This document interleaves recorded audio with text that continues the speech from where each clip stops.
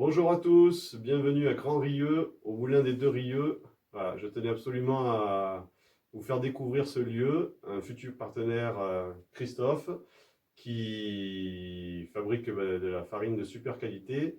Je vais le laisser se présenter et présenter sa démarche, que moi je trouve top. Enfin, voilà, en tant qu'écopreneur, il est dans l'esprit. Voilà, je vous laisse avec lui se présenter et puis je reprends la parole après. Salut Christophe. Bonjour Frédéric, bonjour à tous. Alors moi je m'appelle Christophe Torteroto. Je suis installé ici à Grand Rieux, dans le Moulin des Deux Rieux, depuis bientôt 3 ans maintenant. Donc c'est un projet de vie et un projet d'évolution, on va dire, puisque en s'installant en famille en Lozère il y a quelques temps, on avait envie vraiment de changer de vie et puis passionné depuis toujours par les moulins, on a eu l'occasion d'en trouver un en état convenable. Et le projet maintenant de notre nouvelle vie, ça a été de le rénover, de le réhabiliter et enfin à terme de fabriquer de la farine dans ce moulin. Donc voilà, c'est ce que nous faisons depuis maintenant 1 an. Nous fabriquons de la farine à partir de céréales bio, locales, dans ce petit moulin qui est daté d'avant la Révolution française. Comme vous pouvez un petit peu le voir derrière moi, c'est authentique, c'est vieux, mais on fait un produit de qualité, je pense. Voilà. Ok, super. Donc comme, enfin, je le sais un peu, mais comme tu me disais, donc, du coup, tu fonctionnes exclusivement en circuit court. Oui, Donc tu te fournis en circuit court oui. et tu Exactement. vends. Alors je vends principalement sur les marchés et puis également à des boulangers locaux qui nous ont fait confiance et qui sont très satisfaits de notre farine. Et puis également dans quelques petites surfaces de vente, notamment à Langogne, et puis dans restaurants et salons de thé également sur Mende, entre autres. D'accord. Voilà. Donc on a plusieurs. Et puis surtout, oui, j'ai oublié le principal, on vend aussi beaucoup sur le moulin, directement au moulin, ici même. Donc les gens viennent nous voir un peu, soit par curiosité, soit parce qu'ils connaissent l'endroit. Et puis régulièrement, je vends sur le moulin ici même. Super. Donc dans la démarche, alors moi ce que je trouve super intéressant au-delà de l'aspect patrimoine et remise en état du patrimoine, alors ça on en a parlé tout à l'heure avant que je commence la vidéo, mais le fait que des boulangers dits conventionnels se mettent à travailler ta farine et à redécouvrir finalement le plaisir du métier et que ça attire du monde, a priori, moi je trouve ça top et du coup c'est vraiment dans la démarche voilà, écopreneur, donc je trouve ça intéressant. On va passer là sur la présentation.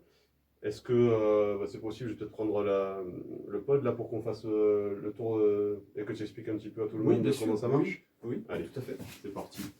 Hop, pour la pod. Allez, nous revoilà du coup pour la présentation du Moulin des Deux Rieux sur l'aspect un peu plus technique, puis sur ce que tu voudras bien raconter, Christophe, sur ton moulin. Voilà, allez, je te laisse expliquer aux gens comment ça marche tout ça. Alors bon, très rapidement, sans rentrer dans les détails, juste pour repréciser un petit peu le contexte. Donc quand on est arrivé ici, tout était vermoulu, pourri. Donc on a refait le plancher et on a refait tous les mécanismes et les outils de meunerie à l'identique. Donc ça, c'est tout neuf. Voilà. Donc pour le principe de la meunerie, ça reste relativement simple au sens des manipulations, puisque là, on a cette pièce en bois qu'on appelle une trémie dans laquelle on verse les céréales. Alors, ça peut être différentes céréales, du seigle, du blé notamment. Les céréales sont ensuite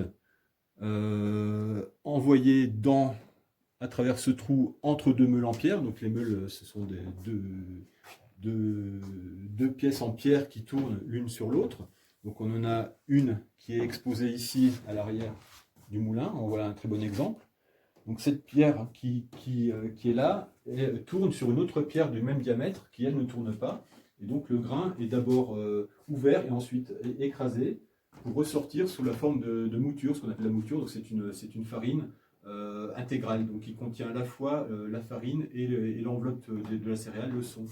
Donc ensuite, cette mouture repart à l'étage en dessous et elle est remontée par cet élévateur à godet qui est là, qui lui est authentique. Il n'a pas été refait, il est d'origine.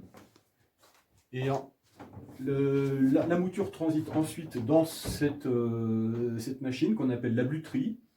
Et là, ici, on va avoir vraiment la séparation des différents éléments de la mouture, où là, on aura une farine, et là, vers la fin, on va obtenir le son. Voilà. Donc, on va séparer les éléments, on va les tamiser. Donc ça, c'est voilà, rapidement un petit peu comment ça fonctionne. Donc aujourd'hui, comme vous le voyez, donc la meule est démontée, elle est retournée. On a encore quelques travaux de menuiserie à achever. Donc le moulin a été mis en route pour vérifier que techniquement il était en état de fonctionner. Donc il a tourné avec l'eau de la rivière, mais on n'est pas encore 100% opérationnel pour faire de la farine avec le moulin historique. Donc en attendant, on tourne avec ce petit moulin électrique qui est le même que le grand moulin, mais en miniature, donc aussi à meule de pierre, en bois également. Et puis là, on sort la farine avec laquelle aujourd'hui on approvisionne nos clients. Voilà. Mais c'est vrai que dans quelques semaines ou plus tard dans quelques mois, l'idée c'est vraiment de passer sur le moulin historique. Voilà. Ok, super. Du coup, alors c'est peut-être une question bête, là, mais pourquoi il y a plusieurs...